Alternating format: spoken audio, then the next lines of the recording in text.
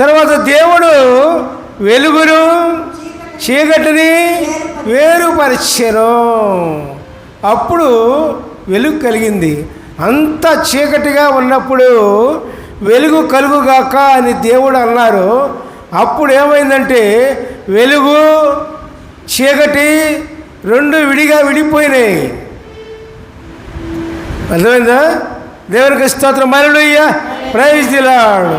మరి ఆ వెలుగులోనే మనం సంచరిస్తూ ఉన్నాం.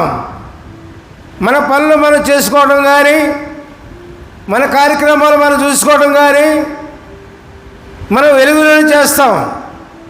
చీకట్లో ఏం చేయం. చీకట్లో ఏం కనపడదు కదా, చీకట్లో ఏం చేయం. కాబట్టి వెలుగు ఎంత అవసరం అండి? వెలుగు ఎంతో అవసరం మానవునికి. మరి అట్లాగే మానవునికి వెలుగు కావాలి. మనం చూస్తున్న వెలుగు వేరు, మానవులోకి వచ్చిన వెలుగు వేరు, మానవునికి ఉండవలసిన వెలుగు వేరు. అదే ఇక్కడ పౌలు గారు చెప్తారు. 2 కొరింథీయులు 4:5 జాగ్రత్తగా అర్థం చేసుకోండి ప్రియులారా. దేవుని వాక్యం అంటే మన జీవితాలు బాగుపడటానికి, మన జీవితాలు శ్రేష్టంగా ఉండటానికి, అందరం కూడా ఆరోగ్యవంతులే మనం జీవించి దేవునికి కృతజ్ఞతాస్తులు చెప్పుకుంటూ మన చివరి వారికి జీవితం గడపటానికి దేవుని వాక్యము.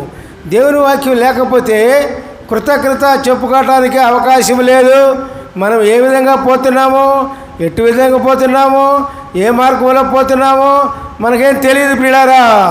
దేవునికి స్తోత్రం. మంచి మార్గంలో నడవటానికే దేవుని వాక్యం ప్రియులారా. లేకపోతే ఎవరికి ఇష్టం వచ్చిన మార్గంలో వాళ్ళు పోవటానికి అవకాశం ఉంటుంది ప్రియులారా. మరి దేవుని వాక్యం తెలియని వాళ్ళు ఎవరికి ఇష్టం వచ్చిన మార్గంలో వాళ్ళు పోతూ ఉన్నారు. మన ప్రపంచంలో చూస్తూ ఉన్నాం ప్రియులారా. దేవునికి స్తోత్రం, హల్లెలూయా, ప్రైజ్ ది లార్డ్.